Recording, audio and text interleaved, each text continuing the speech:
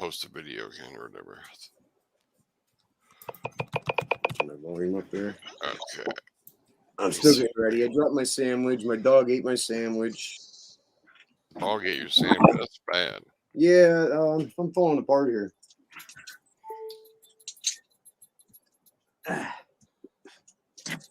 But I guess everything stress is catching up to me here. I have this shit coming up tomorrow from well, you guys know him as Dillhole. The if you've seen my videos on my channel, I haven't looked at anybody's channels lately. Officer Dillhole. Officer Deal, the one that arrested me in my apartment. Right. My apartment arrested me. I have defamation of character. I can't start the lawsuit until I clear up this other stupid defiant trespass that he charged me with when he broke into my apartment and arrested me. And I have a letter from the DA's office they sent me that said they plan on dismissing the charges because it's, it looked pretty bad. And they want me to pay the court costs.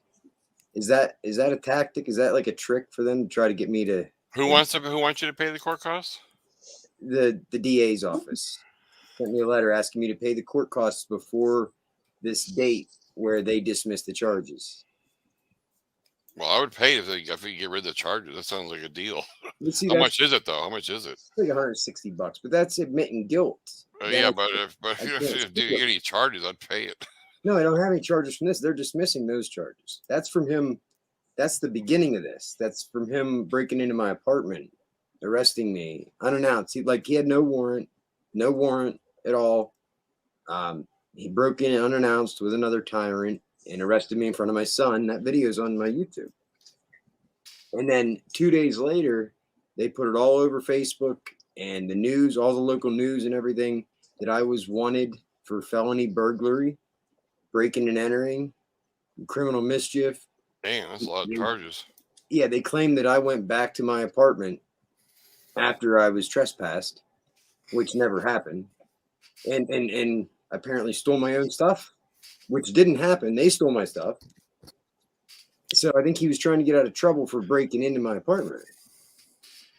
You know what I mean? Are they blaming this on you? Well, they were trying to. Those charges were absolutely dismissed.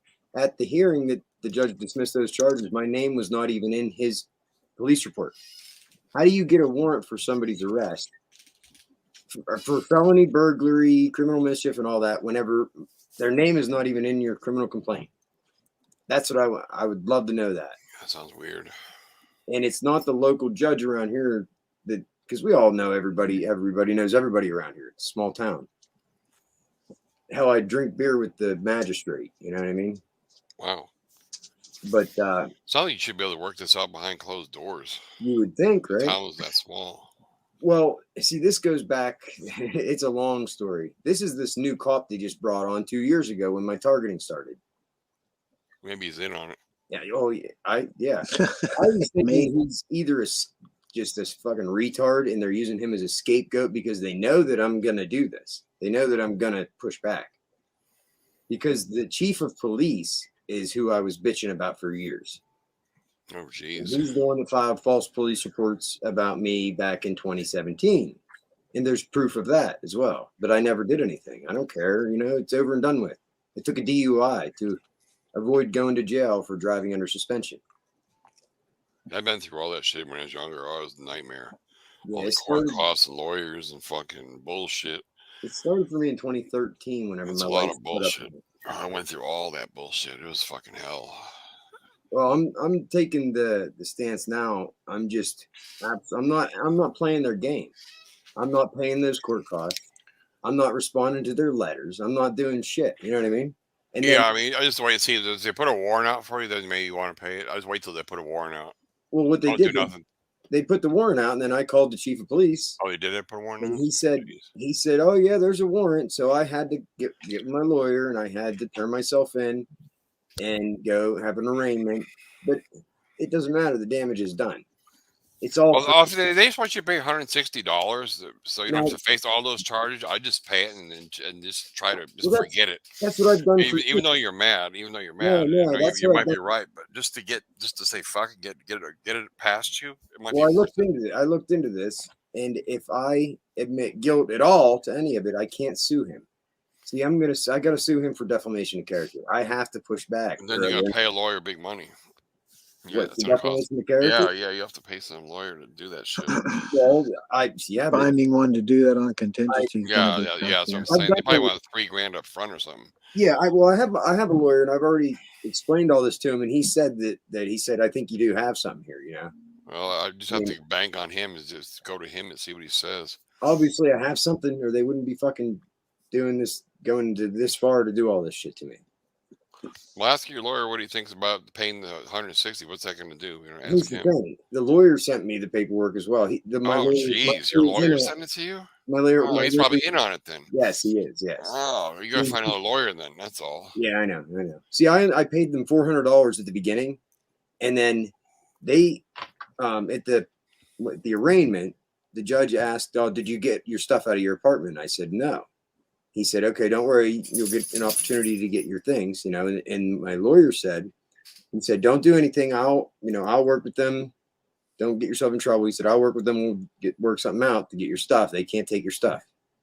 I said, "Okay." Well, the next day they got a dumpster there, and the day after that, they waited till Friday, started throwing shit in the dumpster. And my dad went there. He was at the arraignment. He heard that, all that said. He went and up to the maintenance girl. She had the shit in her car, my stuff in her car. Damn. He said, "Put that shit back in the apartment right now." They were told not to touch his stuff, that nobody is to touch any of his stuff. Put it back right now. So she did. And then they just waited 2 more days, and they took it all anyway.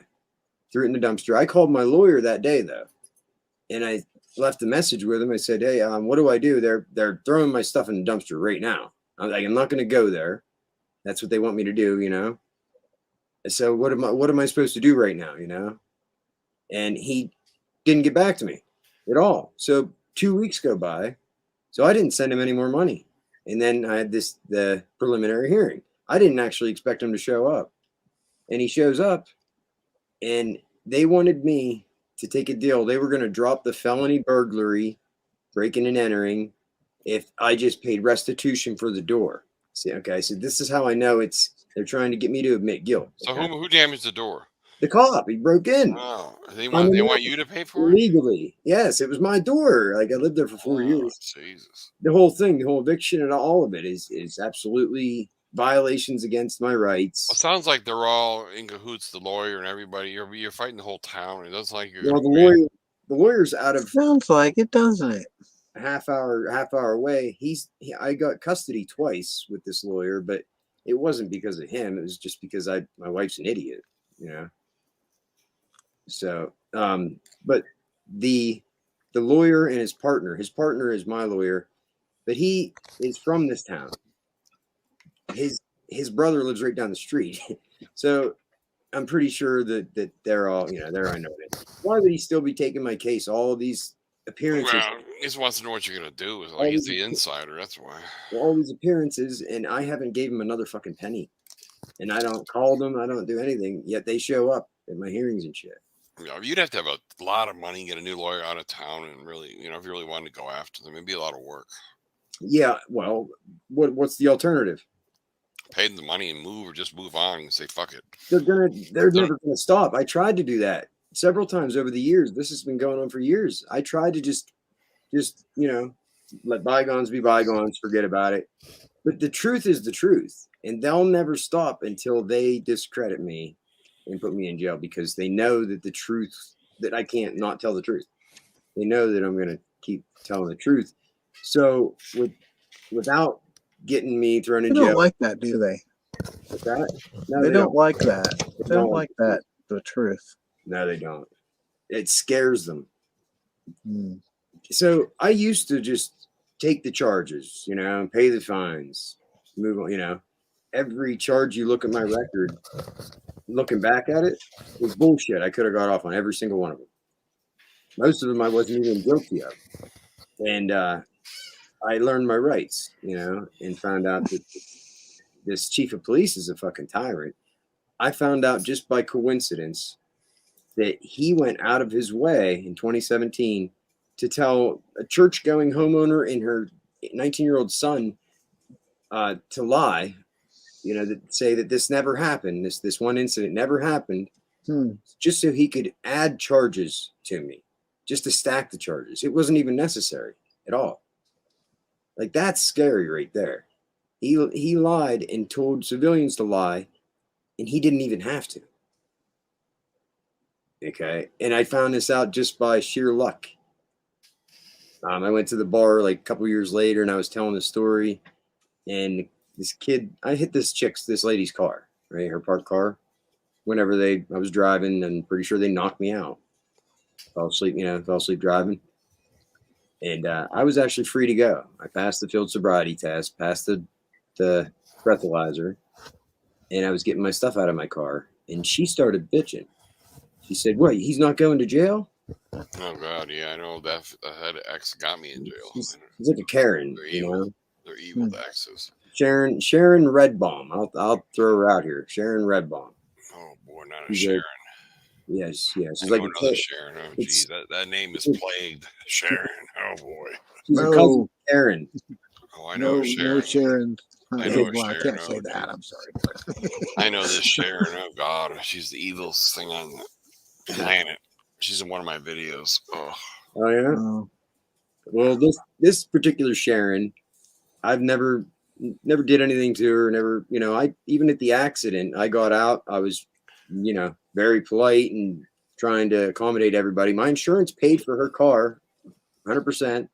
She actually tried to get an extra $500 restitution. I'll be right back, Scotty. You carry on. Oh shit! I gotta hit the bathroom. He ended up having to withdraw her restitution claim that I didn't even know existed, or she would have got caught with fraud.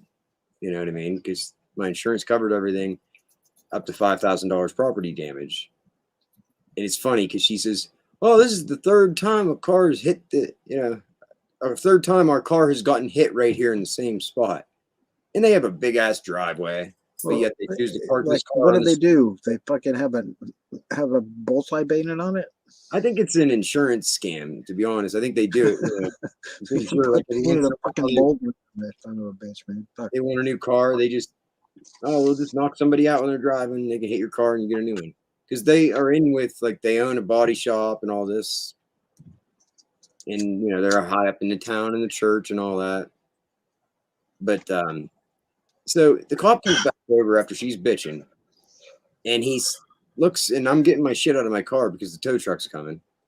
And he says, reaches in my car and grabs my medication. Says, "What's this?" And grabs my pill bottle. I said, "It's my medication, my prescription." Well, he proceeds to dump them out in his hand and count them. Then now you want to put those in your mouth after they've been in his hand, right? Well, no, he kept them. He wouldn't give them back. Yeah. He took them, kept them, wouldn't give them back. The bottle had my name on it. I mean, he's not my doctor. He can't do a pill count on me. But there was only half of the script in the bottle from the day after I filled it. I told him the other half's at the house. I keep half in the car and half at the house. I'll show you if you want. He said, "No, that's not necessary." And he said, "I think you took too much of your medication." After clearing me and saying you're free to go and passing the field sobriety test and the breathalyzer, then he changes his mind when he sees that I'm on medication, prescribed medication. I'm pretty sure that's discrimination right there. But and because the Sharon was bitching, so he tricked me into going for a DUI. He said, because I wasn't intoxicated, I hadn't taken that medication. It was Xanax. It's been years since I've been on it, but he kept my medication. He said, if we go for toxicology and I get it back, I'll call you. You can come down to the office and sit down. We'll have a talk. If you're telling the truth, I won't charge you with anything. And at the time, I'm looking at it driving under suspension, where I would have gone to jail for that because I had all these priors from this same fucking stupid cop, right? So he knew he had me by the balls there. So I'm like, okay, I'm all like empowered, you know. I'm like, let's go. And he was real nice. He gave me a ride to the hospital and ride home. And I waited, and like I'm excited, you know, waiting for this toxicology to come back. 2 weeks later, my girlfriend worked at the bar across the street from the police station. So 3 a.m, I go outside to wait for her to close up, and he's over there. So I go over to check on it. And I said, "You told me you'd call me, you know, did you get the toxicology back?" He said, "No, I told you you have to show me proof of your prescriptions." I said, "What are you talking about? My name was on the fucking bottle." And then he must have forgot his lies, you know. And I said, "Well, Well, I have proof yeah. right here in my wallet. Here, I'll show you proof right now." And he said, "It doesn't matter. It doesn't matter. You're not getting them. I'm keeping them for my investigation." I said, "What investigation? What do you need to investigate? They're my medication. What do you need to keep my life sustaining medication for?" You know. He said, "It doesn't matter. I'm allowed to keep them for my investigation." And he said, "You want another charge? Keep it up." He said, "If you don't turn around and walk away right now, I'll charge you with public drunkenness." And he's yelling this at 3 a.m. in front of the police station. So what do? I turn around and walk away. You know, I'm not an idiot. So I waited. The statute of limitations on the driving under suspension is 90 days. So I waited patiently, and as soon as almost 90 days hits, I'm all excited. I'm like, okay, he's just going to keep my pills. Cool. He just wants to keep my med. And then like a week later, I get the shit in the mail. And here he filed it like a couple days before the 90 days. And here's how they structured the charges. Charges 1, 2, and 3 were driving under suspension, fail to keep right, and then reckless driving, damage to personal property. Then on a separate set of charges, there's 4, 5, and 6 were DUI, possession of a controlled substance, Oh my God. person not That's a lot of shit. possession of a controlled substance, person not regulated, and false swearing, lying to a police officer. Because there was a vehicle in the middle of the road. When I hit this car, there's a black car, black tinted windows, parked in the middle of the road. You mean the police officer was lying to you? Well, what happened was, when I hit the car, they came out of the house. The Sharon with the phone in her hand. Oh, no, Sharon. Oh, God, Sharon. The son told her, he's like, "Oh, no, wait, Mom, you don't have to call the cops. Yeah, he's not going nowhere. Just wait. Let's see what's up." And then me and him proceeded to see if these people were okay in this little black car with tinted windows. We didn't know. They were in the middle of the road. I didn't know if I think I hit that car too. I don't know. I was, like I said, I woke up and I hit their fucking car. Anyway, you look in and you could see inside the vehicle. It's like they were laying down in the center console. Oh, no, it's laying down. Yeah, like they were hiding or something. Wow. And we didn't get out of the car. And we're wondering, like, what's going on here? All of a sudden, the car takes off, right? So this kid, Wesley Redbaum, proceeds to chase the car down the road, yelling, "Stop! You can't flee a scene, flee a scene of an accident." And then Sharon takes her phone in her hand and calls 911. Sharon, oh, and she God. reports a hit and run right then and there. She reports a hit and run to 911. So I never reported this car, you know what I mean? Like, I told the truth when the cop came. I said, yeah, it was black. It was a small black car. I don't know. It was tinted windows. It might have damage on it. And they went looking for it and didn't find it, of course. So the false swearing charge, he wrote in his report, and I still have this report. This is the false police report he wrote. He wrote that I made up a phantom car to blame the wreck on. Wow. And charged me with lying. Yeah. That's what I was saying. Wait a minute. Phantom. Wait a minute. Phantom. I was saying, lying to a police officer. Night Rider hit your car, and they can't fucking let you know because they got to disavow that shit because the foundation of law and government. So you know what? I didn't care. I let it all go. I took a DUI to avoid going to jail for driving under suspension. I got ARD, which is the program they have here where it gets expunged from your record. Okay. And so this drags out like 8-9 months until I have my ARD hearing where you give them $300 and you start the program. Oh, so I get sentenced 8 months later. That night he told me, he said, I have kids too, because I'm a single dad with 2 kids. He said, I have kids, he said, man to man. He said, I understand you got to go to work. You know, I won't mess with you going to work, he said. And I said, I appreciate that. You know, I really respect that. And he said, you know, you're 2 in the But they morning. did, didn't they? He says, you wreck a car 2 in the morning, you know, you're going to be held accountable. I said, absolutely. I completely agree.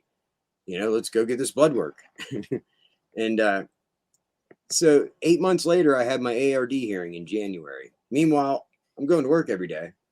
I have a coworker that actually drives my car that I bought, but she had a baby right at that time, and she was off for 2 weeks. So I'm driving to work, and I stopped to get pancake mix or brownie mix for my daughter. Cops there. No, he passed me. It's almost like he knew. I never see him, but then I pass him that morning. Yeah. Almost like he knew. Just that morning, and he whips it around. Oh, And I'm in the dollar store parking lot. There was no traffic violation. Okay. He pulls in behind me and turned his lights on. And he didn't give me anything right then. He said, it's not fair. I have to have a license. That person over there has to have a license. And that person over there has to have a license. It's not fair that you're driving around without one. He said, so you'll get something in the mail. Have a good day at work. And let me drive to work. Did you get anything in the mail? So, yeah, a couple months later, I got court summons and I had to go to jail. So he waited, though. He did this 3 days after my ARD hearing. Wow. So as soon as I get put on ARD, which is like a probation, he waited until then, pulled me over on my way to work, and it gave me this. So I called the PO and right away and told her, I said, listen, I'm going to have to go to jail. I got a traffic violation on my way to work, and I'm going to have to go to jail. So she said, Pam Scorn, a good person, I think. She said, I'm not going to violate you for a traffic citation. So if you can go to work, if you can do your work release and go to jail and do your ARD, I'm not going to revoke it. You just keep doing your thing. So I did. And I was able to do my ARD, go to jail, go to work, do all this, and raise 2 kids on my own. They lived like on their own for 2 months. My mom lived on the other side of the town, but they pretty much, my daughter's 17 and my son's 12, right, or 13 now. So this was in 2018 that I did the jail time here. And my license is suspended for a total of 14 years now. 14 years?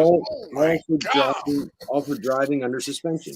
14 years? They can't do that. That's you too get high. another year every time you get driving under suspension. You get another year. God. Back on. So I fell into this You gotta trap. move out of the state. Well, I got it back now. I just got it back. I just got it back at the end of last year. Oh, you got it back. All right. Yeah. So I'm legal now. And I can own a gun, and I'm not on probation. So now, as soon as I'm legal and all paid off and all that shit's expunged, the DUI is expunged, that ARD. And I had one other incident that was a pending felony. I took my buddy's bike out of the back of his car. They didn't know who did it. And he got it back, and there was no restitution. He didn't want to press charges, but this chief of police said, too bad. And the bike was valued at $700. So they charged me with a felony. This was 2 years prior to that. Okay. So I did ARD for that as well. And that got expunged. So all that stuff is expunged from my record. It's not on my record. I've never had a drug charge, never had anything, stupid disorderly conducts and shit like that. But it goes against what my reputation looks like, what they've been saying I am all these years. Right. So that's when 2 years ago, when I'm free and clear, this my targeting, kicked into overdrive here. And It's one too out of town. That's all. They want to get rid of you. Yeah, but it's not going to happen because I know what they're doing to millions of people. It doesn't matter where I go; they're going to keep doing it. Oh yeah, they follow. Yeah, they want you out of familiar surroundings so that they can. So why not, take advantage of this opportunity? Maintain their anonymity. If they're going to try to ruin my life, I might as well go out with a bang and take them down with me. You know what I mean? So it was a couple years later, I was sitting in the bar telling the story about wrecking into this car. And that Wesley Redbaum, Sharon the son, was sitting right next to me. And I got along with the kid. I was telling the story about how this Chief Travis Schilling, is a piece of shit, a liar. And, liar, you're a liar. And I said, I was telling the story about him being corrupt, and filing this false police report and shit. And Wesley was right there. I said, you remember Wesley? You remember when you chased that car down the road, And he says, that never happened. Huh? That never happened. And Yeah. I said, what do you mean it never happened? He said, that never happened. That never happened. Like really, really sketchy and fucking, he was all nervous. He got up and he ended up getting all pissed off and leaving. And I realized right then, I was like, holy fuck, that motherfucker. This is a couple years later. That motherfucker told Sharon and her 18-year-old son to lie. Wow. Just so he could add a lie to a charge, which never ended up getting, I took a DUI. There's not a whole lot you can do about it. That's the sad thing about it, Well, I can expose the truth. So I speak, I tell people about it. I wouldn't speak out about him, about Shilling, if it wasn't for my daughter in 2013. When the thing happened, I was talking to Sassy there last week about my brother. She was 8 years old. And the same officer, Chief Travis Shilling, he took her report at 8 years old. I couldn't even listen to it. I had to leave the station. So he took her report and then went up to, to my dad's house because my father-in-law was going to burn my dad's house down to get my brother out of there, to kill him, And the officer called me and said, you need to do something about this. You need to get him out of here. You're going to have more problems. I said, arrest him, take him to fucking jail. There's your solution. He's a criminal.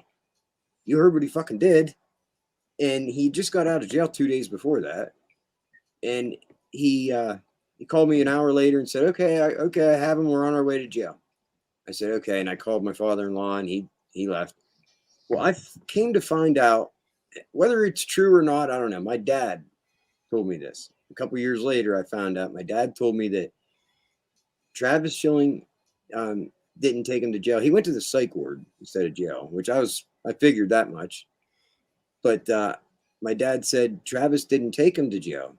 Travis turned around and brought him back to my dad's house and dropped him off and went home. So he just lied to me. Took my brother, took him for a ride, called me, lied to me, and then took him back and dropped him off. Tried to protect this pedophile piece of shit motherfucker. Right? And as soon as he was at the psych ward, they called his probation officer. His probation officer immediately came up and took him right to jail. So, which proves, he could have absolutely, got him thrown in jail, no problem. So he tried to protect this fucking pedophile piece of shit. And in the end, this is when me and my wife were splitting up, and this is when I ended up going to fucking jail for driving under suspension at that time. I did 6 months house arrest back in 2013. This is when my targeting really started, I think. So I was in jail with my brother. My brother got sentenced to 3.5 to 7 years.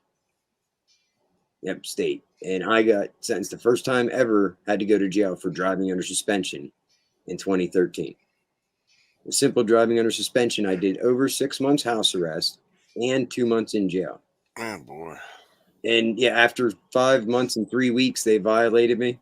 I had 1 week to go and threw me in jail. I did a week and 9 days and then got another month house arrest. Who watched the kids while you were in jail? Your mom? My mom, because my wife was a piece of shit. She just decided she wanted to do drugs the whole time. So it worked out to my benefit. It was probably the best thing that ever happened to me, if you ask me. But I got another month house arrest, and I was doing that house arrest. I was doing good, and my wife wanted an out, I guess, and she didn't want to quit doing drugs. So I had this new probation officer for some reason, and she called me, and she just had it in for me. She was convinced. They all do, them bitches. That I was went somewhere else on this one day when I went to a dentist appointment and shit. And she was trying like hell to get me to incriminate myself. Same one that threw me in jail the first time here when I had a week to go. So Pam Neff is her name. Pamela Neff at the Adult Probation Office in Cambria County, Pennsylvania.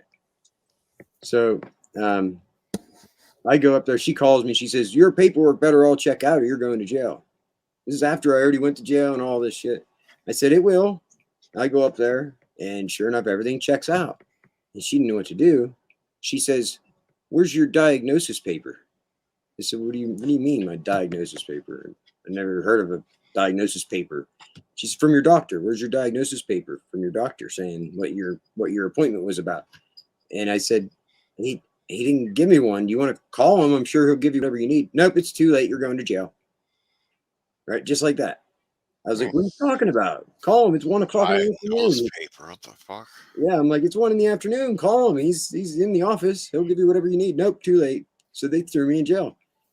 I had all the white shirts, we call them, the officers in the prison, on the phone trying to get a hold of probation to figure out what the hell I'm in there for, because I'm telling them what's up, the truth, which would be a HIPAA violation, and they would be very, very face criminal lawsuits, you know what I mean, like against them with violating my rights, violating my HIPAA laws, everything else. It's got to get a good lawyer and then pay to do all So that. all that happened, and then 3 days later, I have my hearing. Ham Neff gets on the stand and says, Mr. Hofer was at an unauthorized stop during his scheduled timeout, and I have proof. Okay, so the day that I went out, I walked to the dentist, and then in my route, there's the Slovak Club in Patton. It's right there on the way. It's 10 o'clock in the morning, and I got my daughter with me, who at the time was 8 years old.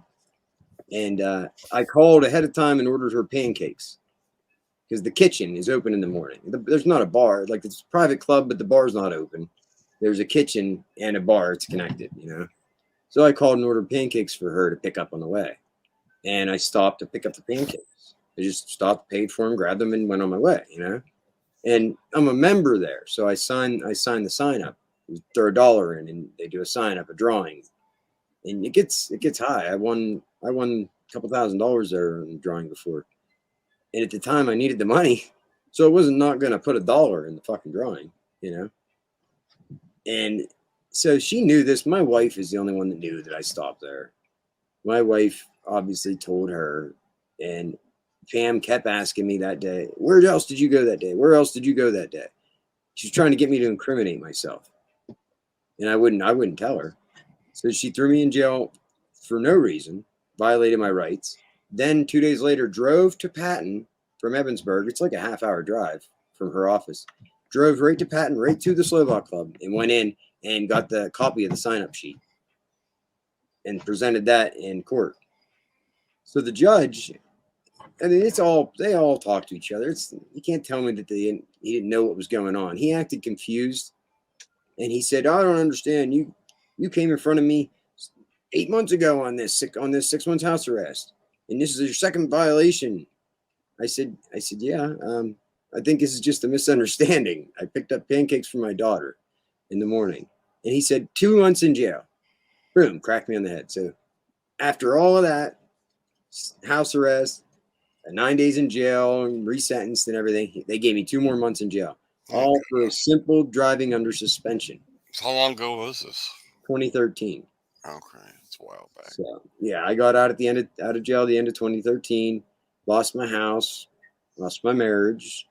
I lost all that too. I got the kids though. I mean, I didn't get the kids. I wouldn't trade it for the world. She got the house and the kids.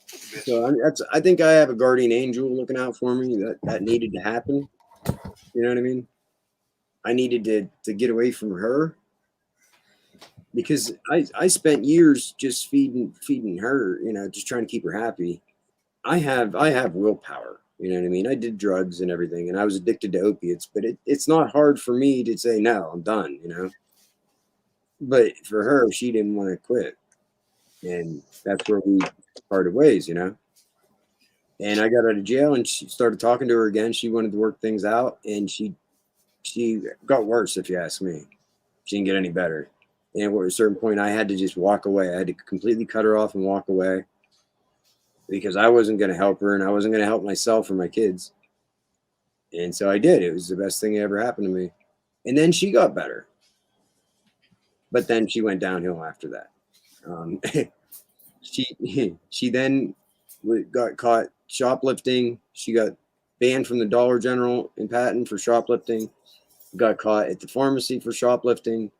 They caught her with paraphernalia and drugs, and she got probation. And then she moved to the next county over. And same thing happens. She gets in a wreck with the guy, and they're doing bath salts.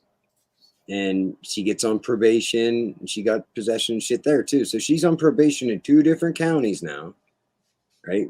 For possession charges and shit. And then she just absconds both of them and moves 3 counties over. Meanwhile, her child support was building and building and building. So at one point, she was up to $12,000 in the rears. 2 outstanding warrants for her arrest for absconding probation. And they didn't care. They didn't do anything. They didn't do a fucking thing. They never seen a day in jail for that. At all. So you can't tell me she wasn't involved. You know what I mean? Now I've tried not. I don't say it to the kids or anything. You know, my daughter's she bitches every day to me. She's actually wakened up to all this truth. You know, for the last couple of years they have been drilling my daughter that I'm bad. She just admitted to me yesterday that they had her so angry at me every day that people would come up and they would get her to hate me. You know what I mean? And she don't even know why, looking back at it. But now she's seen the truth. She's seen these things happen. And I didn't push the truth on her. She just come to me one day and she's like, starts pointing shit out to me, you know? So then when she does that, I'll take the opportunity and you know, it's nice. We get pretty deep in our conversations now. She turned out to be a very, very, very smart, enlightened young 17-year-old with way, way, way more maturity than her mother will ever have. But my 13-year-old, I'm fighting him right now. He's got these demons. He wants to disagree with me on everything, and that's not like him at all. I was like that. I get used to it. Well, he'll get over it. But all of his friends, I don't want to say anything because I can see it, but he doesn't. It hurts his feelings if I tell him that his friends are only being buddies with him because they're told to, or they're, you know what I mean? But it's happening, and he tells me. He'll learn the hard way. Yeah, I know. My daughter did. Like I did. But his buddies will tell him that he said, well, isn't your dad losing his mind? Your dad's like getting dementia. Isn't he like losing his mind and stuff? So this is the consensus at school among the 8th grade, boy. 7th and 8th graders. That's what their parents, daddy. That's horrible. That's what their parents are telling them. They talk about some good parents, right? You're gonna burn those parents' house down. Those are some good parents, let me tell you. I don't even talk to them. I don't talk to anybody. I talk to this bearded dragon back here, and you guys, and my kids. And so you gotta move out of that town. Nah, I'm good. I feel or just moving maybe a couple miles away or a different school district or something. They've already done everything they can do to me. There's nothing that scares me anymore. Don't move. No, I'm not. I'm gonna stand my ground, and I'm gonna make a difference. Moving isn't gonna help you. I found my It'll only purpose. help What you them. can do is just go on vacation for a little while, maybe. That's a I good do need idea. to do that. I do need to do that, but I'm not getting the vaccine, and I can't. I paid for a cruise last year. No, I mean just get in your car and go somewhere for a couple hours. Well, I got to get this fucking. I know, but tomorrow I have this preliminary hearing. Okay, so I didn't even finish the story. In 2019, then this Dillhole starts working for PATTON. This young Timmy Toughnuts. Apparently, he worked in the prison, in the county prison, state prison, and federal prison, and they ran him out of all 3. So he is no longer allowed to work in the Bureau of Prisons at all. And he was a cop in a couple different towns nearby and got ran out of them towns. And it's hard to find cops right now, I guess. So I think they hired him as a scapegoat, to be honest. Because right at the time, whenever he was hired, right when he was starting his training, he's riding around with Travis Schilling, the chief. And this person that I used to ride to work with every day, when I was going to jail, I was in for 2 months. That whole thing, they got me fired from my job too, and I got thrown in the hole for the last month. And that was based on complete lies as well. So this person that I rode with every day did that to me. Well, she's a piece of shit heroin addict, lost her kids and everything. And she tried to infiltrate my daughter. She's talking to my daughter. I got her an apartment where I live. I helped them move. I gave them my car when they had a baby, like everything. I did everything for them. And they just fucked me over. My daughter never lied to me. Her and her friends lied to me this one day. And this fucking Carrie Styles, this little bitch, went out of her way to get my daughter and her 14-year-old friends, they're all 14-year-old girls at the time, alcohol behind my back. Carrie. And she got them 4 Locos. You know what them 4 Locos are? Yeah, it's familiar. I Nope. don't know. It's like 12 or 13%. It's like a malt beverage, but Oh yeah, it's like with St. energy. Ives. Yeah, it's a real high. It's got energy drink in it though. So it's dangerous. I guess they banned it on a lot of college campuses, and a lot of places won't even sell it. She gets these 14-year-old girls a pack of these 24-ounce 4 Locos, and a pack of these Mike's Harder lemonade. It's like 8 or 9%. Yeah, I remember those. They're 14. Are you trying to kill them? I actually think that maybe she was, And she goes out of her way to do this. My ex-girlfriend must have a conscience, or she just wants my dick. I don't know. But she blew the whistle on her and told me about it as it was going on. And I got all the information, gathered it all for like 2 days, made sure that I knew all the details before I did anything. I didn't say a word to my daughter. I wanted her to admit it to me, and she did. But as soon as she went to school that Monday, I couldn't help it. I went right up to that bitch's apartment and started beating her door down. And the other 3, there's 4 apartments in a corridor. The other 3 neighbors all come out like, what the fuck's going on, And I'm like, oh, I'm sorry. You guys heard that, right? Apparently she didn't hear that. I'm sorry. I'm going to have to do that again. I'm sorry. And so I banged on her door again. And she opens the door and she's like, oh, come in. I'm like, no, I'm not fucking coming in your apartment. I want to know what makes you think it's okay to buy my 14-year-old daughter fucking alcohol that could kill her without telling me anything, And then she got all smart with me and started threatening me. She said, well, how about I call the cops on you for leaving your kids home alone? Oh boy, there we go. I said, CPS. wait, really? You're going to go there? Okay. I said, Oh, here, they let me do they that. will go there. Those said, bitches "Look, are evil, boy. Let me do that for you. Here, let me call them for you. And I dial 911, right? And I would never call the cops on somebody, but don't push me. Don't test me. So I dial 911. Her boyfriend is hiding behind the door. As I'm standing there with a coffee in my hand and the phone in this hand, he comes out of nowhere behind the door and sucker punches me. And the phone fell on the ground. And I looked at him and said, Mark, 911's on the phone if you want to talk to him. It's pointing down at the ground, And I bent down to get it, and he tried to kick me down the fucking steps. And my coffee went flying. He was a bitch. Anyway, I grabbed the phone. He ran in his apartment, shut and locked the door. I pick up the phone, and they're like, hello, what's your emergency? And I'm like, I did need to report somebody furnishing alcohol to minors, but I think it turned into an assault. Yeah, on the phone. So guess who responds to the 911 call? Travis Schilling, and while he's training Officer Dillholt. So both of these cops respond, and this is during his training. It's like first day on the job. So he comes up, he gets my story real quick, and then Carrie butts in. She comes out as soon as he pulls in. She comes out all like empowered, with waving her ID in her hand, because she had to get somebody else to buy the alcohol because her ID was expired. But I knew all of this. I have the screenshots and everything to prove it. And she didn't know that I knew all the details. And she butts in. She's like, pretty hard to buy alcohol for somebody when your ID's expired. And I shook my head. I said, before I was rudely interrupted, I said, she doesn't know that I know who she got to buy it, where they bought it, when they bought it. I have the messages. I have it all. And he said, okay. Go back down to your place. Don't come back up here. I'm going to go and talk to them. Then I'll go talk to your daughter at the school, and then I'll come get your statement. Right? I said, okay. I went to my apartment. Nothing. He never came. He never went to the school, never came to my apartment.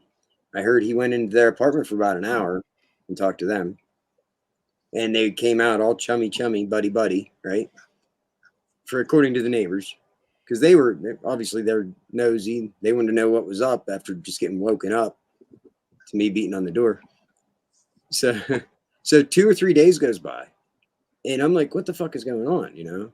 So finally, I'm like, all right, that's it. I called the school. I said there was an incident outside of school, and Travis Schilling was supposed to stop and talk to my daughter, but he's not to question my daughter at school at all. It has nothing to do with the school, and I don't need to ruin her social life. She's a freshman at this point. And they said, okay. And then I went to my office at the apartments I lived at. I went to the office manager because you have to report if there's a police incident or it's a violation. So I went there and I said, I don't know what to tell you, but this happened, you know. I don't know what Schilling's doing. He won't answer me. He won't return my calls. But I just need to let you know this happened, you know. And they're like, well, okay, we don't need a police report to a victim. Can you just sign this paper saying that that's true? And I was like, well, I mean, it's true. You know, I'll sign it if you want. I don't care. You know, because I think it's fucking bullshit buying alcohol for my little girl. And so I did. They ended up getting evicted for other reasons, actually. And an hour later, I get a phone call from Travis Schilling. And he says, oh, hey, I just left the school. They told me your wishes. This is 3 days after the fucking incident. An hour after I called the school, he miraculously calls me, right? And there was several CYS violations in all of this. The buying alcohol for the minors. Like the CYS should have been called on me, should have been called on them because they left my daughter and her friends at their apartment with alcohol and with their kids alone for a couple hours that night. And I had, you know, got assaulted. That was what I reported 911. Yeah, I never got followed up on at all. No statement, no nothing. I said, well, how's this work? I said, do you need pictures, or I took a couple pictures, or do you need to take them? How's that work? And he says, oh, well, I charged him the next day. That's with harassment. I said, harassment? It was assault. He said, well, harassment with physical conduct. I said, okay, whatever. How do you do that? You don't get the other person's statement. You know, I don't know how you charge somebody when you don't get the other person's statement at all. Are you guys there? Yeah, it sounds like a fabrication. Yep. I'm listening. All right. I didn't know if my computer froze. No, we're listening. It sounds like a fabrication they made. I'm the only movement here. So then I said, okay, well, how does it work with CYS? I said, do you call or do I call? How's that work? You know, and I had already done my research and found out he absolutely was mandated to call for those reasons. And if he didn't, it would be a criminal offense. And he didn't call. And he said, well, I could call, but it'd be on you. I said, well, I figured that. I said, but I'm talking about if you would have got my statement, you'd know that they left their kids with these 14-year-old girls with alcohol. So I'm saying about them too, you know. And he said, oh, no, I don't get involved in family matters, he says. That was his answer. I said, okay. So, and he said, I'm gonna send one of my other officers up. They're gonna call you tonight to get your daughter's statement. So it's not about me or that at all, just to get my daughter's statement. So it was, sure enough, it was Dillhole. This is the first time I met the guy. He come up a couple days later. He proceeds to tell me his life story when he comes up, how they ran him out of the prison system for beating on an inmate, right? And, you know, excessive force on an inmate. So I didn't ask. I was sitting in the living room watching TV, drinking a beer while I let them alone while she was filling out this statement. But he proceeded to tell me his whole life story, unless it was a lie. I don't know. And I said, well, here, what do you want me to do with this? I have these screenshots. I said, don't you need this evidence? I have the screenshots. I have, here's some leftover alcohol that was unopened. Here's some evidence. And he's like, oh, I don't know. I'm just collecting a statement for Travis. I don't know. I don't know what to do with that. I'm like, well, I don't want it. I don't want it here. You know, my daughter will drink it. And so he did take it, you know, as evidence or whatever. But they didn't do any investigation. It was a fucking joke. And they never charged him with anything. So they never got charged with anything for furnishing these little girls with alcohol. It was all fucking... Thankfully, my daughter made it home safe that night, threw up, told her brother she loved him so much, threw up in her room, and then she learned a lesson.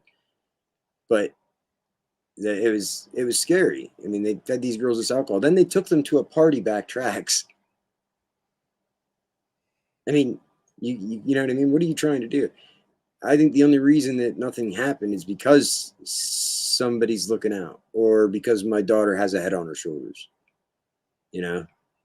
So that all happened in 2019. And I've come to find out that my ex-wife absolutely knew about it. She told the girl to buy the alcohol for the girls. She was involved. Oh boy, there you go. There it is, right there. She was involved in the whole She thing. is the culprit. Yep, and she's involved in the entire thing. She did it on purpose to get custody of the kids. That's what I believe so, because she filed a petition for a modification of custody. That's how they work. That's how they work. Yep, and she had somebody in her ear helping her out. Her dad. Yeah, I'll set them up as a setup. Her dad is a ex-Air Force and a prison. Always a setup. Her dad is a prison guard. So they want to get for you in state jail, prison take for- the kids. Get you in jail, take the kids. yeah. I mean, her dad gave her bad information years ago, and She's probably sucking that police chief's dick. Your ex-wife. probably. I wouldn't be surprised. Well, I think, I don't know. I think he's a fucking faggot, if you ask me. Or whoever. She's in with somebody. Well, I heard he's a kid toucher. I don't know. But he's obviously beyond corrupt. So all of this happens. Now I have to fear for my safety in this town. The cops won't work for me. They won't do anything for me. You know, they're using their bias. They're biased against me. And clearly, they're not going to do anything for me. They're just actively against me. There should be criminal charges against them, against me.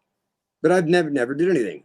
You know, I just always took it on the chin or whatever. I don't have it in me to cause somebody else a problem if it's not necessary. You know what I mean? Can't go out of my way to cause somebody else, you know, to have something bad happen. You know, it's not in me, because then I'll feel guilty. He has 5 kids. They don't deserve to suffer for him being a fucking douchebag. You know? So what do you do? So here I am, stuck. So this deal hole, they never do anything about that.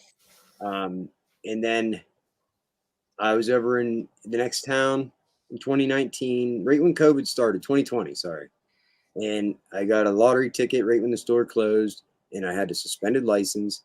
And I'm in the parking lot, and the cop's sitting there on the sidewalk with his lights on. So I'm like, well, I got too many cops there. I'm like, there's one cop in each town, and they're part-time. Damn. They obviously target me. How big is the town? Each town is just a little town. Patton, Hastings, 1,000 people? It's Patton, Hastings, and Carrolltown. These 3 towns, they're all connected. They have the drug task force. They work together. And the Northern Cambria County Drug Task Force. The Cambria County, Pennsylvania, is one of the most corrupt counties in the nation, from what I've heard. Because it's like night and day. You have, on Southern Cambria County is Johnstown. It's really, really dark. And then Northern Cambria County is these little small hillbilly towns, like, you know. But the judicial system and the county court system is so corrupt. I guess it's ridiculous, from what I've heard. From what I see, you know, what they've done to me. So this deal hole, obviously, I told him, I like befriended him, kind of, you know. He was nice to me at the beginning. I seen him a couple times. I said, hey, listen, watch your ass. I said, because I said, I have a feeling.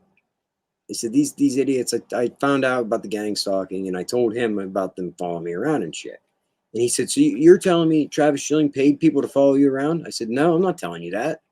I'm assuming that. You know what I mean? You're not going to get me with false fucking swearing again, lying to a cop. Your ex probably got something to do with it.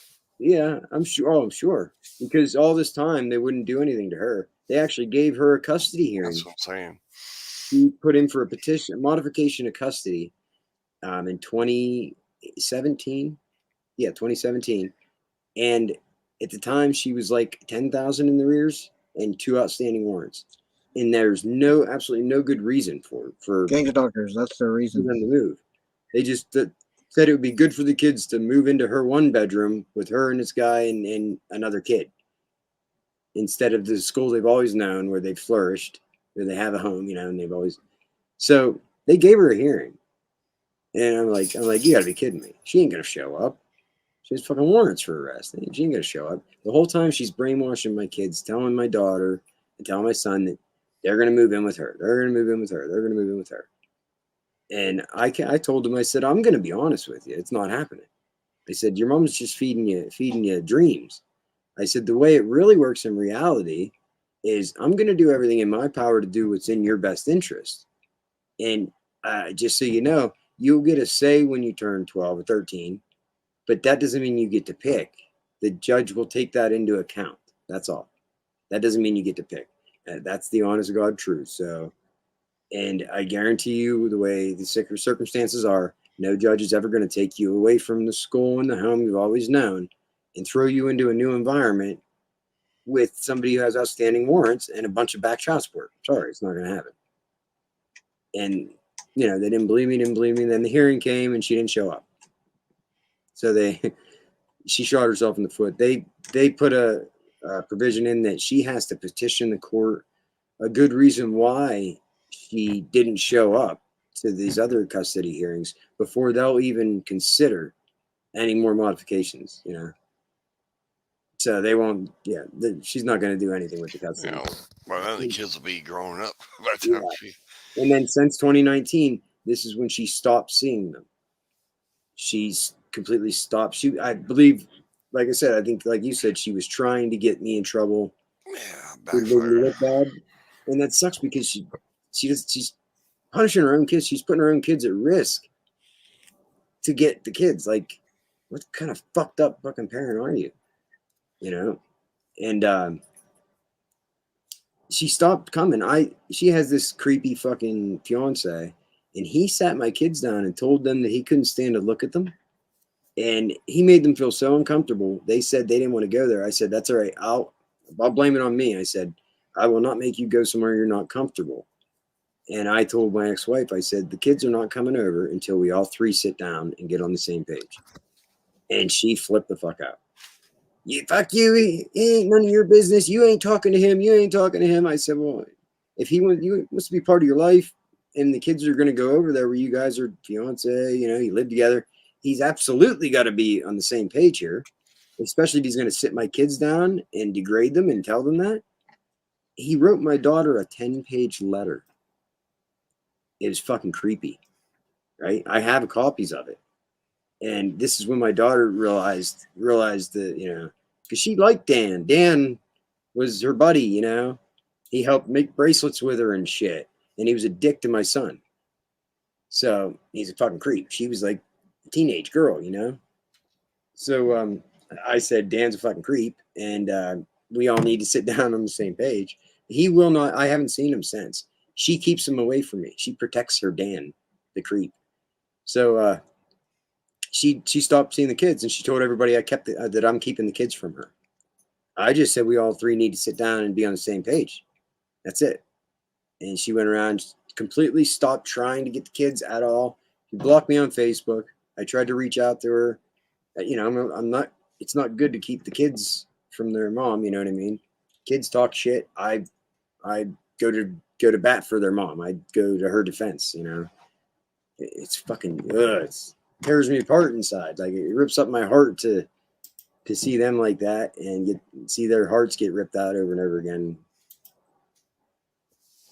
My daughter's so pissed off and fed up with her mom. And she's calling me now bitching about her stimulus. Because I did her a favor. In 2019, I didn't have any income. And I said, all right, how about I'll do you a favor and I'll do your taxes for you and claim the kids for you. You can claim the kids. I said, obviously they're going to give it to me for the back child support, but I'm paying off your debt. You know what I mean? I didn't have to do that at all. And she agreed.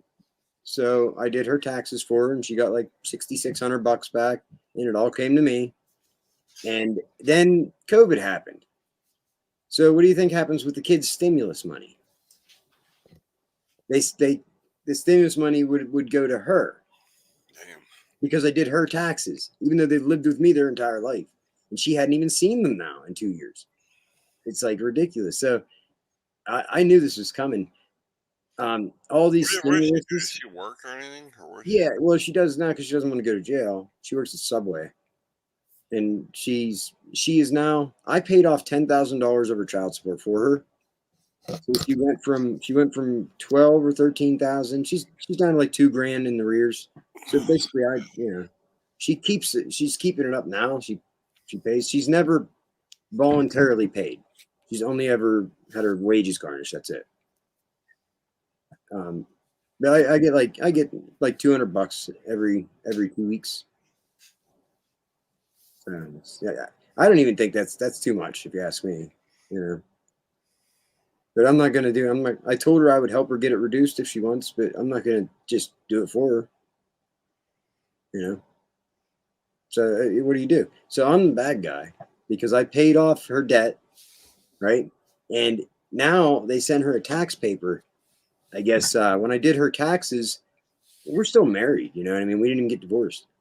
But the direct deposit, I submitted her taxes, and when I did the direct deposit, I put in my TurboTax card to have it deposited to my TurboTax card, which shouldn't have happened anyway. In my name, you know what I mean? When I did her tax return, but they garnished the wages before it got to that point. But then when the stimulus money comes, right? They took her money, right? And paid you with a tax. Well, yeah, I mean, I just assumed it was for the kids. I was getting the stimulus for the kids. I didn't get her stimulus money. I did not get her stimulus money. I got mine and the kids on this card. Every time I would get mine and the kids, and it would come as the same payment. You know what I mean? So I'm like, and I never got stimulus. How the hell do you get that anyway? You didn't get any. I didn't get no You stimulus. gotta do a tax return. Yeah. If you do tax return, you can get it all of it. So but you know what? Apparently, I might not have gotten any stimulus for myself. I think I might have gotten hers and the kids on that card, because I called child support one day and asked if the stimulus was coming. Was it a garnishment from her child support? And they said no. Obviously the $6,600, and then the first stimulus another $2,200 or whatever. So $8,800 is what I paid off her child support. And then now she knew that, but she's getting a tax paper now. It says that she has to. I guess apparently she's realized that, I don't know, that I got the stimulus. I don't know how you go a year and a half, 2 years without jumping online, looking into the IRS, or wondering where your stimulus is if you didn't get it. All I know is I got a stimulus, mine or the kids, that it was entitled to me and the kids. So she's pissed. She starts calling now after not calling the kids, ignoring my daughter and everything. Now she's calling my son the last couple of weeks, bugging him to have me call her. I said, tell her to unblock me on fucking Facebook, man, if she wants to get a hold of me. I said, it's not about you guys. I said, she just wants to get a hold of me about money. It has nothing to do with you guys. And I was right. She called me and she asked me about the stimulus. And so I just tried to talk to her. I tried to explain to her what I think happened, tried to tell her what happened. And she just totally flipped, wouldn't let me finish a sentence. You took my money. You took my money. Yep. Yep, that's exactly it. And I said, if you let me finish my sentence, we'll figure out what the problem is and fix it. The government does it automatically. Can you record your conversations with her, or is that? No, I should, but I haven't talked to her in like 2 years. She's ignored me. I would record them all. Just, if you're allowed to. Well, now, I don't have to worry about anything. They're not going to give my kids to her.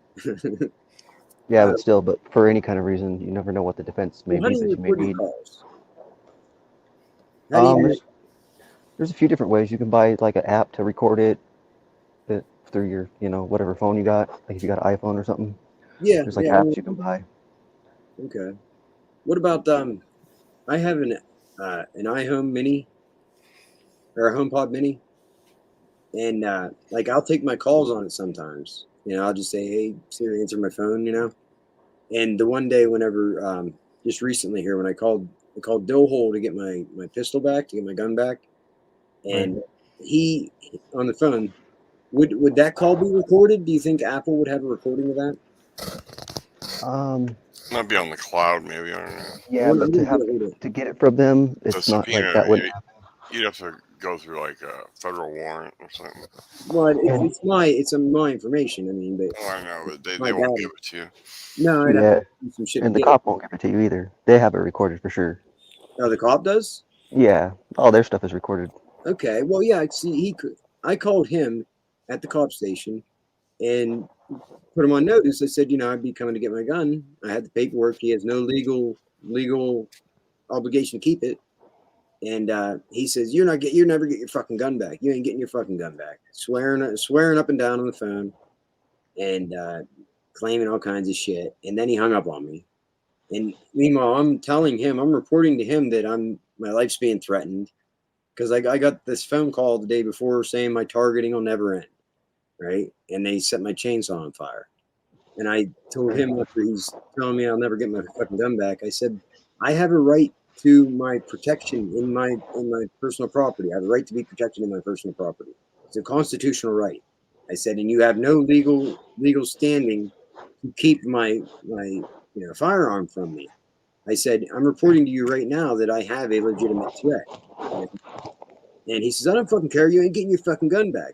I says, I just so you know, I'm recording this call. I don't fucking care if you're recording a call, he says. And then you ain't getting your fucking gun back. And he hung up. Yeah, so you're not going to get the call from his side for sure. No. It'll be magically disappeared. Not gonna call you back. But I can push, you know, I can put Freedom of Information Acts in and, you know, push the public, push for their transparency and push, you know, I got to get the truth out to the community and get them to realize what these fucking tyrants are doing. Oh, dude, they do the worst stuff. This is helping because this is creating a public record of it. You know what I mean? By the way, it's restricted. I had to go in my settings and turn restricted mode off. You can't watch your stream when it's on the. I don't know. All these other weird ass videos about war and everything else, they're not restricted, but your stream right now is restricted. Really? Yeah, I was just experimenting when I couldn't get into my Google account, and I'm trying to get on here. You know what I mean? And I like reset on my TV on the Roku here. It was on. Your stream won't come up. It should absolutely suggest your stream to me. I watch your stream or anything. You know? Do you use a VPN at all? I on and off. Right now, I'm not because I don't know. They fuck with my shit so much that every time I try to use it, it fucks up my shit and don't work. I paid for a subscription to IPN Vanish for a year, and I have a subscription to NordVPN for a year. I had both of them, but I can use them. But I would try to use one and see if that changes things. as far as the restricted thing goes. Yeah, as far as that part goes. Yeah, I mean, I can clearly see that they filter my web results. If I'm trying to find information on something, I can't find it. No matter what I do, they keep information from me. Yeah, they'll steal shit out of your phone and all that. Oh, well, they deleted Gmail off my phone. It's been on there for fucking forever. And like, I get my notifications and my two-step verification requests on my phone to sign in to like YouTube and shit. And I was signing in on this here. I have Brave app, Brave browser, which is what I had to download. Safari won't work on here, but I downloaded the Brave browser, and I have to sign in every time. And I have a YubiKey that I use to get into my Google account. Well, I'm trying to get in. The YubiKey won't work. It says it's not registered in my account, and my Gmail is deleted off my phone. This is all just since. Well, as far as I know, I said I was going to join the stream. Just in that short amount of time that I seen that we had the stream on, and I wanted to join it. So I didn't even get to the end of the story yet. Fuck, holy shit, this is a long story. It is. So, I had to lay down for about a half an hour to get a little bit of rest. I woke back up. In 2021 here, in June, my lease ran out. And as soon as it ran out, the fucking manager ran over to the courthouse and fucking filed an eviction. I didn't know any money, never had a violation ever. And they railroaded me on that. And then that's whenever the constable showed up and I went and filled out the eviction moratorium confirmation paperwork and filed for emergency rental assistance program. It's a requirement. And the very next fucking morning, at 10 o'clock in the morning, they woke me up, banging on my door, and gave me 15 minutes to get my stuff and get out. I have that video. That's Constable Brian Drass and Dillhole. Officer Dillhole showed up to assist because Drass was scared because I carry a gun, you know. Dillhole. Yeah, I mean, goddamn Dillhole. Sheriff Dillhole. He's a dildo. I get why he'd be scared. He's going and telling somebody they have to leave their home and everything, and all their possessions, you know, for no reason. He knows what he was doing was wrong, and they wouldn't accept the eviction moratorium certification, which is an absolute violation, federal violation from the Financial Consumer Protection Bureau. And I just don't push back on this shit. You know what I mean? I need to start. So they evicted me as soon as I filled out that shit. So then I get approved for the emergency assistance, and they called me, and I was like, well, I'm trespassing. I'm not allowed there. You know, they fucking kicked me out. And she's like, oh, well, you have to reapply then when you get another. Too much paperwork for me. Too much drama. It's too much bullshit. You got to reapply when you get another address, they said. So I'm in my mom's basement now. And they stole all my stuff. And so a month, I had 30 days to get my shit out of there. The 30 days. The maintenance guy would meet me there and unlock the door to allow me in to get my stuff and then lock it back up. Like, why not fucking leave me there for 30 days? What, you got to lock it up, like hold some power over me? And they kept avoiding me. So they only gave me very limited opportunity to get anything. So I didn't get it all. And on day 31, he said, he let me there the next day. He said, it was a Sunday. He said, I'll meet you and give you some time tomorrow to get some stuff. So I decided that I wasn't going anywhere. On that Sunday, he came back to lock up. And I said, John, it's nothing against you, but I haven't talked to the manager in 6 months. She's been avoiding me. I have this eviction moratorium paperwork I can provide you with right now to protect your job. I am not going anywhere. I said, I'm not leaving my stuff. If I leave right now, I never see my shit again. And I have a right to talk to the manager. You know what I mean? I have a right to fight back on this eviction. And he got all pissed off, but he let me there. He locked up and left me there. And I was there with my son for 2 days. And whenever the manager was supposed to come to work on Tuesday morning, I was to go up and talk to her at the office. You know, well, I was going to call, but I wasn't going to leave that fucking apartment and let him lock it. But instead, I look out the window and the cops pull in. Hastings and the PATTON cops. Woo, woo, woo. And it's Dillhole and Officer Jason. Dildo. Let's just call him Dildo. Dildo. That works too. Officer Brian J. Dill of Tyrone, Pennsylvania. And he is a police officer for the Patton, Pennsylvania Police Department. I gotta look up that place with the girl Honey Pot to be now. You got me going on this Pennsylvania shit. I need people to like. Where was this Pennsylvania? I need people to call and. I need people to like call and demand fucking transparency. But I have this preliminary hearing tomorrow from this douchebag. But anyway, they show up and I told my son, I said, buddy, don't be scared. The cops are coming. I'm sure they're coming here. I thought I seen them. Had I not seen them, something bad could have happened. But they come up and they didn't knock. The door wasn't even locked. They did not knock. They just start shoulder blocking the door. They didn't say a word. Never announced themselves. Nothing. Just start shoulder blocking the door. I said, can I help you? You know, real loud at the door. They kept shoulder blocking it. So I backed up and then boom, here come the cops. I knew what was coming, but I'm pretty cool. I'm chill in high tense situations. I'm just smiling with my hands up. You know what I mean? He's got a fucking gun pointed at my head. Get the fuck on the ground, motherfucker. Get the fuck on the ground. I ain't fucking around. And here, he didn't realize my son's right off to the side here recording. Well, he didn't start recording until I was on the ground. And that video's on my YouTube. And he proceeds to say, I fucking told you I ain't fucking around. I told you not to come back here, which never happened. I put the video of him at the eviction, specifically saying, oh, I feel bad. I wish I had something to tell you. It's not even my eviction. It's not even me that's doing it. It's not me. I said, what's that supposed to mean? What I mean is it's not my eviction. I'm just here to assist because it's Patton and Brian Coleman. So he literally admits to not doing anything. It's not his eviction. He never says for me to leave or not come back at all in this video. And then he breaks in and says, I told you I wasn't fucking around. I told you not to come back here. And it never happened.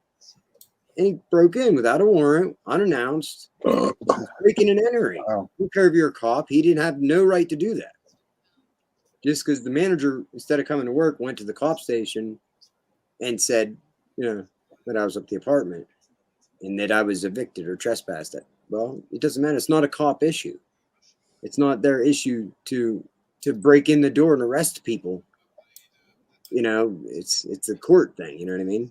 That's when you have a constable show up and deal with it and lock you out. So at that point, that's when they trespass. That's, when I got trespassed. So they can't charge me with defiant trespass. I just can't come back at that point. They arrested me, put me in the car outside, made a big scene. All the neighbors were outside watching. They might as well have been eating fucking popcorn. And, they disarmed me, my gun's on the hood and everything. And then they had to release me in the parking lot and give me my gun back. Just seen how quick everybody ran inside. And so, yeah, they arrested me and then released me. And then This is a town in Pennsylvania called Shanksville. That's where Flight 93 went down. Oh, boy. That's where Flight 93 went down. Wow. Shanksville. That's actually only that's only about 45 minutes south of me. So if you go straight up, I'm in Cambria County, the top of Cambria County. A little town called Patton. There's a lake right by Glendale Lake. I can't think of the Honey Pot. I can't find her town. God, it's been the Honey Pot. Years. Yeah, northeastern PA. Yeah, she's somewhere up there. I can't figure out where it was. Yeah, you said northeastern PA, right? Yeah, I can't think where. There's Allentown, Reading. Yeah, it was a tiny ass, dinky ass, 2,000 people town. That's pretty much what Patton is. Carrolltown, Hastings. And these cops all know each other. They're all, Sounds great. Huh? What's up, Scotty? I said it sounds great. It is. You should. What year are we on? Are we on 2021 yet? I invite everybody to move to Patton. It doesn't get any better than this town. I mean, especially if you like cops and What do you do for work there? I'm a carpenter. Okay. But since all this shit has started, I haven't been working. It kept me down. I'm working in my mom's house right now. I had to redo the entire electric, put a new service in. They pretty sure that they fucked up the electric service. And then I put 2 new bathrooms in. The plumbing's all fucked up. They keep clogging the fucking drain. I can literally hear it running in the drain. I can hear you'll smell fucking sewage gases in the house. The house will fill up with sewage gases, and you go over and you can hear a fan running in the drain. Like they suck the shit out of the trap and then blow air, Oh, I've smelled that before. I know what So that is. I gotta combat that now. I gotta fix that shit. And they just, it's nonstop.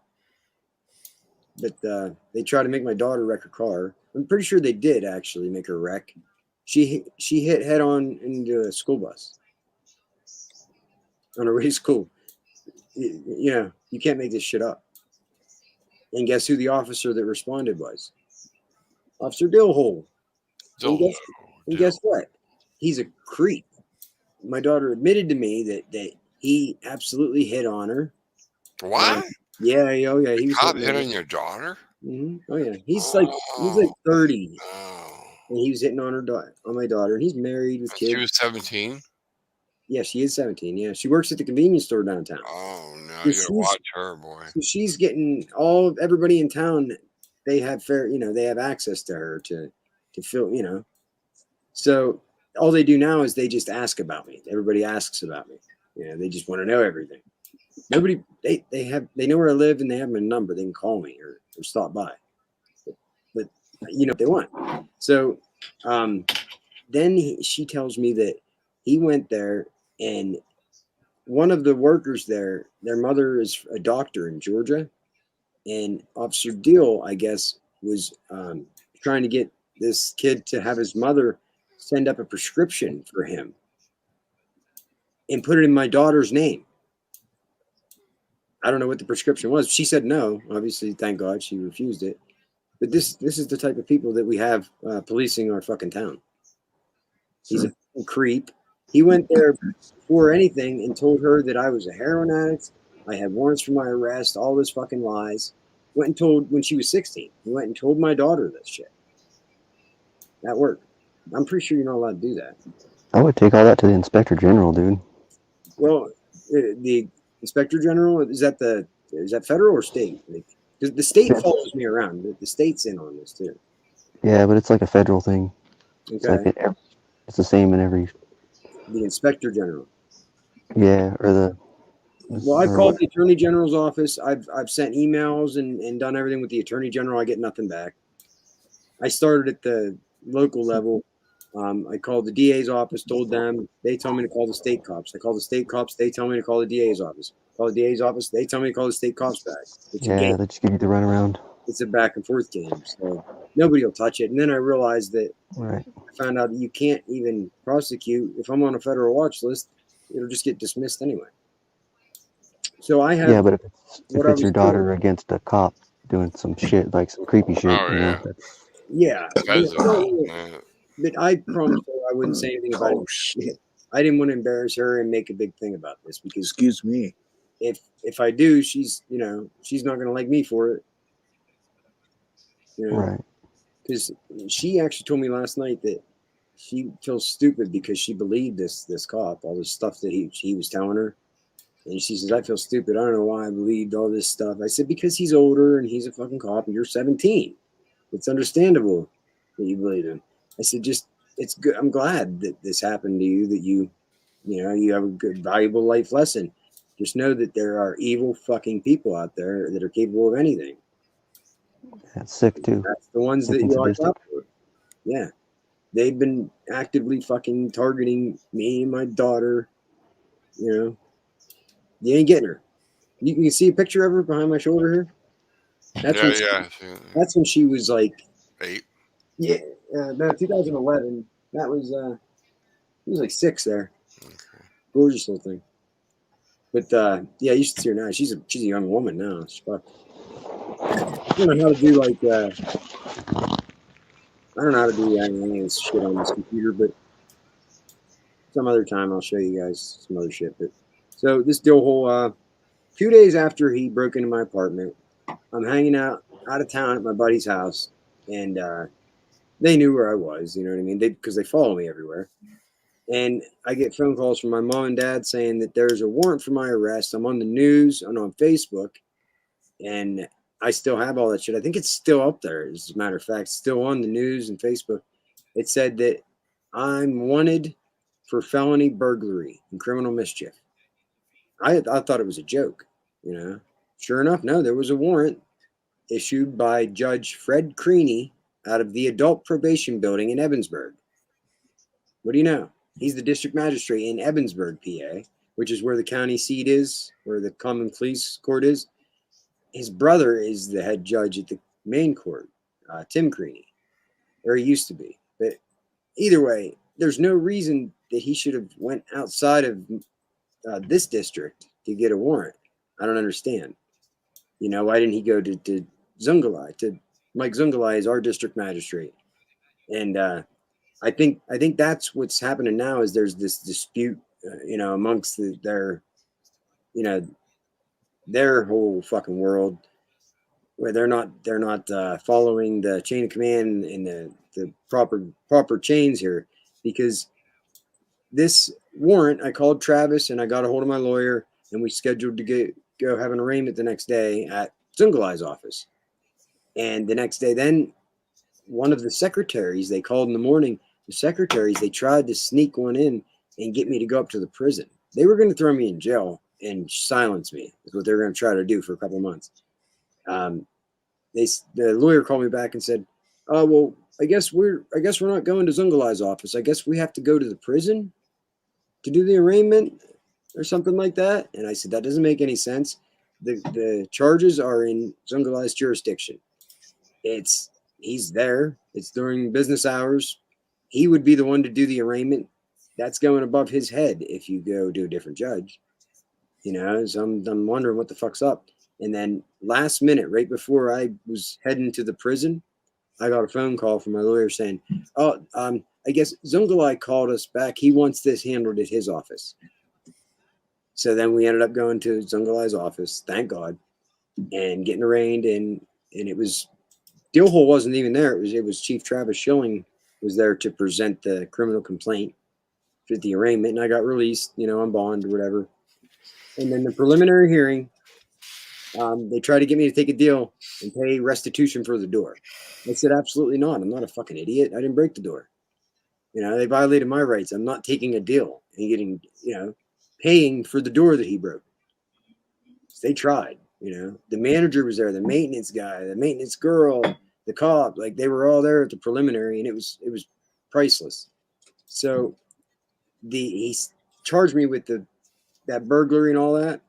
And then after that, then filed defiant trespass and disorderly conduct for the day that I actually was there. So he filed those charges after the fact.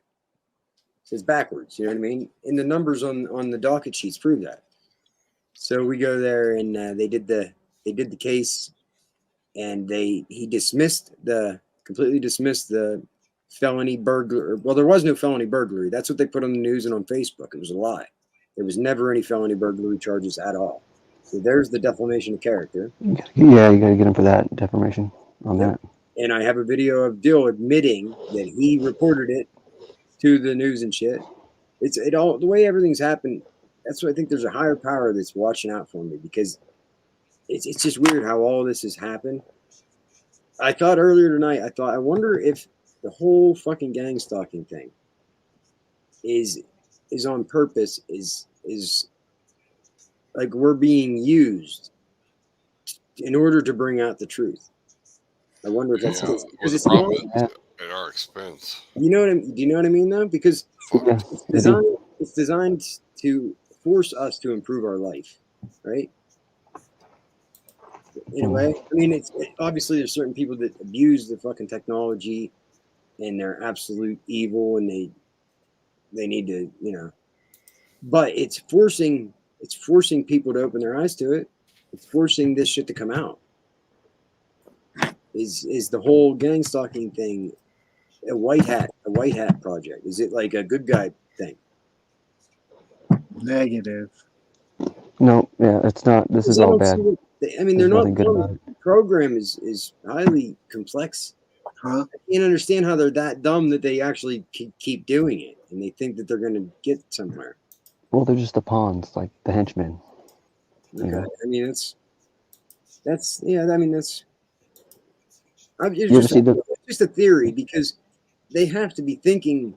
The people involved have to be thinking of this, the end game. Maybe they're getting all of these gang stalkers to do it to take the fall, because so that they take the attention. So check this out. Have you ever watched that movie, the Batman with I think it's The Dark Knight? The Dark. Yeah, like with Heath Ledger. Yeah. Well, check this out. This is what the end game is going to be like for them. In the scene, the bank heist scene. Yeah. Where the Joker robs the bank with all his, henchmen. Okay. That's how it's going to wind up working out for all these clowns. Perfect. In the end. Perfect. I mean, that works for me. If you haven't watched that for a while, go back and rewatch it. They just kill each other. Yeah, I got you. It's great. Yeah, and then it leaves one. Well, who's going to take out the last one then? Right. Well, the Joker. Who's going to take out the Joker? The only person. I'm Batman. Jesus is the one. Batman is Jesus. Okay, cool. That's like it, right? Because what else Yeah. is there? This is obviously run by Satan, right? It's clearly there's higher powers at work It's here. way too complex for some human to be running it. You know, Yeah, and it's and there's too much shit. It would just right. So, Yeah. and who Yeah, holds the kingdoms of the world right now? So that's who runs it, who owns it, and everything. So it's one not big our fucking side. toilet. And all Battle of this, heaven and hell. yeah, all of this you can read it all in the scriptures and the prophecies. I guess I never followed much of that. I'm not real religious, but it's Same here. brought me to a point where I absolutely am convinced that there is definitely something going on. You know, definitely. Yeah, How religion is like a Definitely company. something They're going like companies. Well, it's almost like we live in our own prison while you're in or out of jail. It's almost worse on the outside. Yeah. Oh, yeah. Yeah. Jail's a vacation. It's My where else do you get- brother's doing 6 years and he loves it. Yeah, where else do you get three hots in a cot and mandatory friends? He gets his drugs in there and everything. He loves it. Oh yeah, yeah. It's people he will have He no don't idea. want. He don't want to know what to do when he gets out. Oops. They don't. Sometimes they don't. And They get they just also know to get back in. because they program them to get used to it. I mean, it sucks because they get accustomed to that. You know, it ruins their life. And it's all for what? Money? So someone can get a paycheck? Yes, And absolutely. someone else can get fat and rich off of it and happy and like it's sick. So that's no God, no nothing like to have to do with anything like that. It's just one messed up fucking nasty program that there's no good to come out of it, you know. Even if there is something that good does happen, it shouldn't be happening in the first place. No, the whole point of prison and everything is to reform you, to rehabilitate you. It's a money making game. Fuck, they get 60 grand a year off each inmate. Yeah, I know Cambria Yeah. County Prison is a private prison, but they were bringing in all these state inmates. It's a county prison. They were bringing them all these state inmates in when I was in there and housing them with the county inmates. Yeah, it was overflow.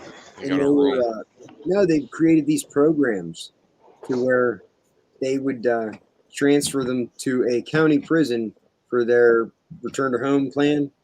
They put them in an early release program. They take these stupid classes, and then they have to go to a county prison though before they go home. So, but the county prisons get paid $50 a day, or $50, $50 a day for each state inmate. Yeah. County prisons I get think paid. Arizona's like $100 a day or They something get crazy. paid for these state inmates. Yeah. But the county inmates, we have to pay the county $10 a day to be in. It's all a racket. Yeah, we have to pay. The commissary is a racket. Whoever's in charge, that's a racket. Fucked up. Yep. Well, that's why I need to. I Commissary. was going to be a lawyer. I'm pretty sure if I do enough research, I can just handle this pro se and You are better off doing it on your own. Also, I know is every time I did my shit on my own, it always worked out. yeah, Good. because they're idiots and my local jurisdiction. I trust my local judge here. He's a good person. You know what I mean? I do trust that. So Pretty Yeah, I lucky with guess that. just show up, so you don't get a warrant, I guess. tomorrow. Oh yeah, I didn't get to that point. So the that shit got dismissed. The defiant trespass got held over for court because they couldn't prove that I didn't know I wasn't supposed to be there. So they offered me just a simple summary trespass, just a fine. And Just pay the fine and say fuck it all. I was Just gonna fuck it. I was gonna do that. I was gonna do that. I agreed to it, and they scheduled a plea hearing or whatever. And then I came to find out. Then this gets worse, right? I realized they're not going to stop, and I find out I can't sue them if I take a plea. Then it eliminates my chance or choice of suing them. Your option is whoever. suing them. You need money to do that. So if you don't got the Well, money to do it, fuck I don't it. Just have pay the anything. fine and quit. No, there's ways to do it. There's ways to be. Like I said, I can file the shit myself. You know, I'll do whatever I have to I do. wouldn't have time to do anything like that. I'm not, like I said, I'm not Yeah. working right now. I'm living at mom's and fucking my kids Gotta are weigh all grown. those in and out, This is like all those different things. this has become my mission right now. This is my purpose. It may get worse the more you do against them. They may turn up the Yeah. heat.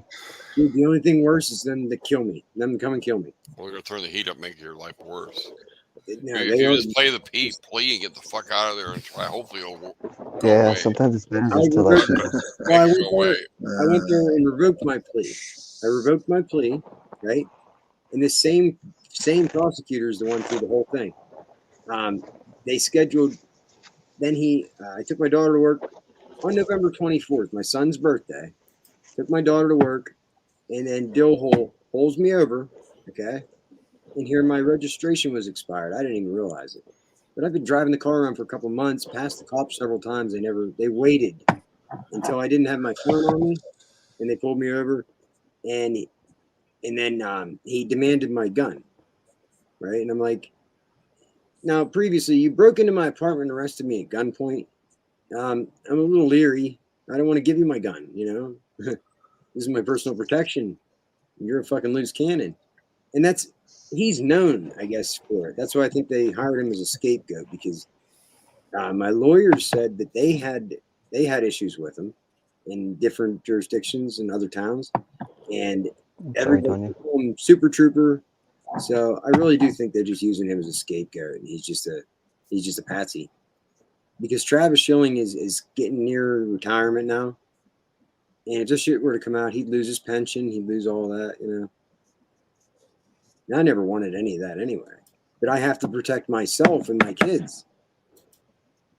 And at this point, every time I say, all right, I'm not going to do anything, I just want it to stop, then something else happens. And they do Yeah, something. that's the problem. When you think it's all going good, then something else, they turn up the heat. So every time then they do something else. I've been down this road back and forth and back and forth and back and forth I'm too many tired. times. I'm at the point now, I can't, there is no going back. There is no going back. I have to take a stand. Too many people do that, are just compliant. And that's why they are like they are. Will, that's why the world is like it is right now, because too many people just, oh, it's easier just to do this. You know, if people have taken a stand, they're in jail for 30 years and shit like that. Well, Michael Choi guy, whatever. just think of all the people that died for us to have these rights, our constitutional rights, that are being violated. And just think of that. It's nothing for me to do what I'm doing then, just to take a stand. You know, what we're going through now is very similar to what they were going through. I back could say then. if you didn't have any kids, I'd go for it, but you got kids that look out for and stuff. That makes it harder. Then Bill was actively hitting on her. Yep. That's what I'm saying. The kids you got to think about first. What's going to affect Well, them. when he arrested me, said it was a felony warrant, dangerous drugs out of Hastings, he says, right? This is from an incident that was 2 years prior. And he arrests me. The judge, this is November 24th, the judge told me, he said, well, they made a mistake. This isn't a felony. He said the statute, it's an ungraded misdemeanor at best. So they just finangled the paperwork so that they could take my gun. So they could arrest me like that and take my gun. And during that, then he searched my car. I didn't give him consent. I said, no, you don't have consent. It's in my mom's name. I said, it's not mine. I can't give you consent. They're like, yes, you can. You were driving it, so you can. I was like, well, no, you're not searching it. And I watched them search it anyway from the back of the car. I watched them. So did the dash cam. You know, he afterwards he went and got a search warrant, an affidavit, and got a search warrant. But I don't think, does that give you the right to search prior? No, you have to get it. That's what I thought you had to Before do. you- He impounded it and everything, and then I figured he would have searched the car. No, they just threw the paperwork on the seat. He did the search right there, you know. But I didn't get the affidavit and shit until later. So I'm pretty sure I have good standing to get this thrown out. I'm gonna have to do Freedom Information Act request and request the body cams, and a state cop actually responded to the scene, because I said, I'd rather not give you my gun, and he jumped on that. He said, stand by, and ran back to his car. So I knew it was going to happen. And we waited there for 15 minutes for other officers to arrive. He gets out of his car, and I'm telling you, he's going to hurt somebody. He gets out, swearing up a storm, pointing his gun, yelling and screaming, get the fuck on the ground, motherfucker, get the fuck on the ground. And I had my seatbelt on, and I had my gun on my side. And he says, I told you, get the fuck on the ground. And I'm sitting there telling him, I said, I have my seatbelt on. I'm not going to reach for the seatbelt So you can shoot me, motherfucker. You know. So I think that's what he was trying to do. Had my kid not recorded him at my apartment, what were they going to do? Kill me in there? Where did the damn sound go? Do you hear me? Yeah, I hear you. The other cop that has been accompanying him on all this shit, looking for me and everything, is Officer Jason Owens, who's from this town, from Patton originally. Here's the thing: he used to be a state cop. Now, I don't think you go back to being a town cop after being a state cop, do you? No. Yeah, well, he did. He is for some reason. So He got demoted. yeah, you tell me. He was a state cop 2 years ago, and now works for Hastings Police Department. He probably got caught doing something bad, hand the cookie jar. Yeah, I think that's what it is, because that's what the cops do. Had to move around. Cops, they get them in trouble, and then they can do whatever they want and use them for whatever. It's kind of how the whole police thing goes. It's like Just like the initiation. Catholic Church does it with their dioceses and priests and stuff. Same thing. Just relocate them. Is it? Nobody will know. Okay, they get them to sin or get them to do something, and then they hold that over their head. Okay. I mean, you Yeah. can try, but as long as it don't affect your kids, go for it. Well, I mean, it's not just my kids. If I don't do anything, and then something happens to somebody else, I'm gonna feel responsible. You know what I mean? Like it's my obligation to speak out. I mean, it sounds like the whole town's in on it. Yeah, you need to just watch out for your own back right now. Absolutely, These are. fuckers. They What it absolutely. Are. sounds like. So that's why it's important that I stay in contact with like you guys. That I get it out there, because if I would stay silent, that's what would happen. They would just finish me off, silence me. Well, do know that they are watching your accounts, and like they're probably They're watching watching you the right show now. right now. I wouldn't doubt Absolutely, it. yes. I hope. Yeah, I mean, all the kids know I'm in talking to school. them. All the kids know in school, what you're doing. That's what's weird. Yeah, that's what's sick. Yeah. It's just sick about the parents. They all know. They're all in on it. What are you teaching They're all your gang kids? stalkers. Yeah, I know. What are you teaching your kids then? Fucking sickos. They ought to be ashamed of themselves. Bad parents. Nah, they're not. Separation. They have They souls, have no mercy. Well, they ought to be They all ashamed of suck. themselves. Well, guess what? I'm just going to scream it from the rooftops about this shit being a thing. And the few people that are around that don't know about it, they're going to start looking into it. And then they're going to start looking at everybody funny. And and you're going to know why. Well, in my town, I've already brought quite a few people to open their eyes to it, because I can articulate, what's going on. You can't call somebody crazy without something to base it on. Well, they're just labeling you. That's all. Yeah, Sure they can. They can, but they're the ones that look like the idiots. I mean, it doesn't work unless when they have 100 against 1, it looks like they're the right ones. You know what I mean? Yeah, but the truth is the truth. The truth stays. The truth is forever. Liberabit veritas vos. The truth will set you free, in Latin. Yep. And the truth can stand by itself against tyranny. It can stand by itself against all this shit. It's the one thing that they can't combat it. They can't. Right. That's what I always say. The They are truth will manipulating set you the free. truth.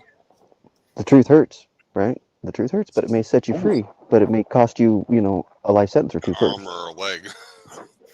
But I think that's the whole purpose of what we're here. The truth, the truth is to get you to. You have to have integrity, and you have to be honest, or you're never gonna. Like you were saying earlier, though, it's like, what is it that, why are we being fucking put through it, or what are we doing it for? What's the purpose of it?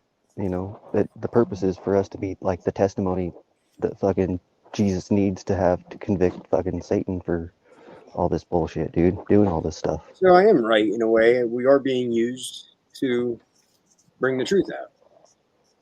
Yeah, we're like, I mean, I don't know. part of the grand plan or whatever you want to call it. Yeah, we're the pawns that get to expose or we're the Chosen evidence and the proof of it, Are we the chosen ones? Is that what they call it? I don't know. I don't know about a lot of people. I know. I come from the tribe of Gad, which is out of one of the 12 tribes. So. Yeah. And I have no idea where I come from. I proved it all. So. I just know I have integrity. I served in the United States Army National Guard. I took that oath, and I will uphold that oath till the day I die. As long as you're a good human being and you don't, you're not a bad one and have evil in you and shit. Then you're I don't know. Yeah, that's what I say. There's Do only you get protected? Like, do you get certain things? Like, some things are kind of magical, like, and I don't like to use the word magic or magic at all because it's all usually bad shit. But some things are like, let's just say miracle, because yeah, there's no other way you could explain it. Because I should there have died. definitely I has to should be have died angels. like 5 times already. I'm still here.